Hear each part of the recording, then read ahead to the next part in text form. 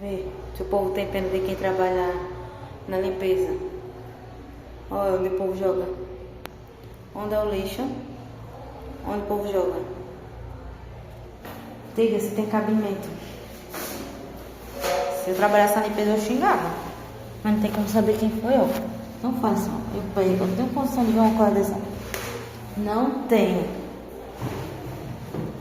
Pelo amor de Deus. É o mínimo. Não é muita coisa não. Tá entendendo?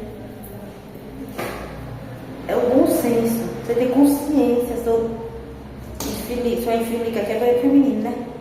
Não tem mãe em casa não, miserável. Tem não, mas se tiver que fazer. Tem não. Duvido que tenha. Coisa feia. Se eu visse, eu trabalho na limpeza, eu visse de cebosa.